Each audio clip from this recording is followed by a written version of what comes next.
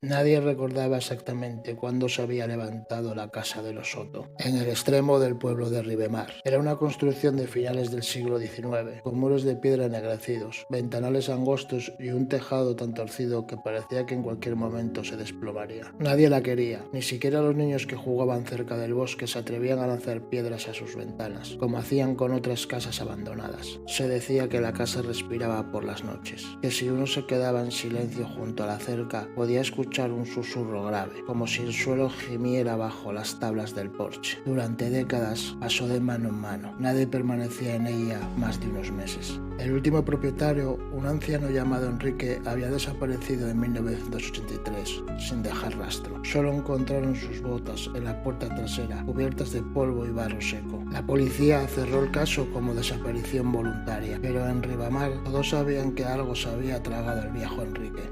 40 años después, en 2023, Elena, una restauradora de casas antiguas, llegó al pueblo buscando su próximo proyecto. Había heredado algo de dinero y buscaba una propiedad barata, aislada y con historia. Cuando el agente inmobiliario la llevó frente a la casa de los Soto, él mismo bajó el tono de voz. Se vende hace años, dijo. Nadie la quiere. Los cimientos están podridos y el suelo del salón principal, bueno, digamos que tiene vida propia. Elena sonrió. Había escuchado historias similares en decenas de pueblos y ninguno resultó más que un cúmulo de supersticiones. La compró por una fracción de su valor. Firmó los papeles en marzo y se mudó en abril. El primer día que cruzó el umbral, el aire estaba tan denso que tuvo que contener la respiración. La madera olía a húmeda, antigua, como si el tiempo se hubiera detenido allí. El suelo del salón principal crujía al caminar, pero no de la forma habitual. Era un crujido rítmico, casi intencionado, como si la casa esperara cada paso para responderle. Las primeras noches fueron tranquilas. Elena trabajaba limpiando, catalogando muebles, anotando detalles para la restauración. Pero al tercer día, mientras repasaba planos antiguos, lo escuchó. Un sonido profundo, seco, que no provenía de la pared ni del techo, sino del suelo bajo sus pies. Golpeó 3 veces y algo respondió desde abajo. 3 golpes exactamente iguales. Elena se quedó inmóvil, helada. Pensó en tuberías, en ratas, en cualquier explicación racional, pero la casa no tenía sótano. Aquella noche durmió en su coche. Al amanecer regresó con herramientas y una lámpara. Decidió levantar una parte del suelo del salón, justo donde había escuchado los golpes. La madera cedió fácilmente, como si hubiera estado esperando a ser removida. Debajo había tierra compacta y bajo la tierra una capa de ladrillos. Entre ellos algo metálico brillaba. Era una argolla de hierro oxidado. Tiró con fuerza y la tierra se abrió revelando una trampilla de piedra que descendía hacia la oscuridad. La escalera era estrecha, hecha de piedra húmeda. Elena bajó con una linterna y una cuerda atada a la cintura. El aire se volvió más frío a medida que descendía. El túnel conducía a una cámara subterránea amplia, con muros de roca tallada, con símbolos. Elena se arrodilló y limpió la superficie con un trapo. Los símbolos no pertenecían a ningún alfabeto que conociera, pero parecían espirales que se retorcían hacia adentro, como si buscaran un punto invisible en el centro. Mientras observaba, la linterna parpadeó. Un viento leve, imposible bajo tierra, le rozó el cuello. Y entonces lo escuchó otra vez. 3 golpes, pero esta vez desde dentro de la piedra. Elena corrió hacia la escalera, pero al subir tropezó con una caja metálica empotrada en la pared. La abrió y dentro había un cuaderno envuelto en cuero, cubierto de moho. Las primeras páginas eran casi ilegibles, pero el nombre del autor se distinguía con claridad: Enrique.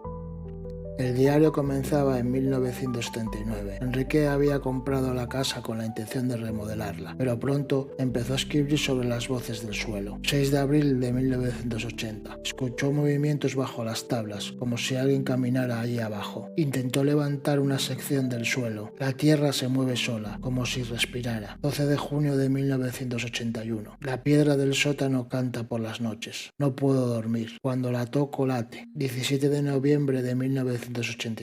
He encontrado el corazón. No debo seguir excavando, pero algo me llama. Dice mi nombre. Si no regreso, que nadie más lo despierte. La última frase estaba escrita con tinta corrida, como si Enrique hubiera intentado escribirla mientras temblaba. Elena levantó la vista hacia la losa en el centro de la cámara. La tierra alrededor parecía húmeda y respirante. Durante los días siguientes, Elena no pudo dejar de pensar en lo que había visto. Intentó sellar la trampilla, pero cada noche escuchaba los golpes. Una madrugada se levantó levantó decidida. Tomó un martillo y bajó de nuevo. Quería ver qué había debajo de aquella piedra. El aire olía a hiel y humedad. Con cada golpe la losa resonaba como una campana. El eco hacía temblar las paredes. Cuando finalmente se agrietó, un chorro de aire caliente salió disparado, como un suspiro contenido durante siglos. La linterna parpadeó y se apagó. En la oscuridad, Elena escuchó algo moverse. Un sonido viscoso, arrastrado, y después una voz gutural profunda. Gracias, dijo. Llevaba tanto tiempo esperando. La luz regresó brevemente. Elena vio algo imposible, una masa orgánica del tamaño de un cuerpo humano pegada a la piedra. Parecía un corazón gigantesco, cubierto de raíces, que se extendía por las paredes y se adentraba en el suelo de la casa. Cada vez que la voz hablaba, el corazón latía. Alimentamos la casa con los que la habitaban,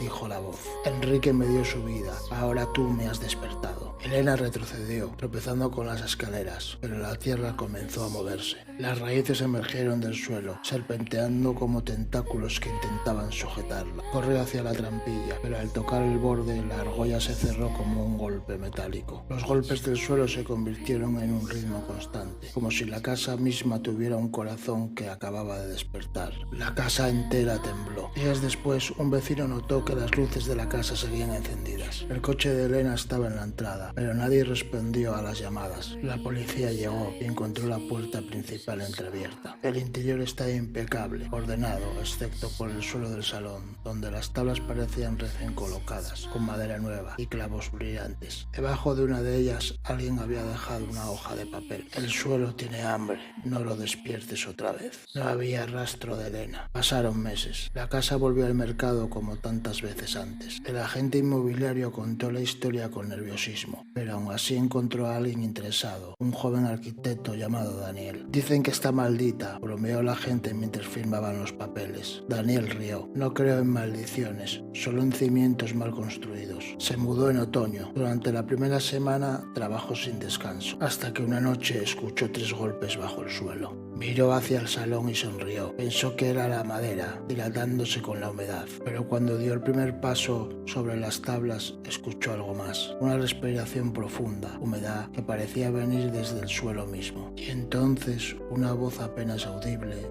susurró su nombre. Daniel. El eco recorrió toda la casa. Las luces parpadearon. El suelo vibró bajo sus pies. Daniel se quedó inmóvil. Miró hacia abajo y juró ver cómo las vetas de la madera se movían, como venas latiendo bajo la superficie. Corrió hacia la puerta, pero se cerró sola, con un golpe tan fuerte que el marco se astilló. En los días siguientes, los vecinos dijeron haber visto luces en las ventanas, como si alguien caminara con una lámpara de un cuarto a otro. Pero nadie volvió a ver al nuevo propietario.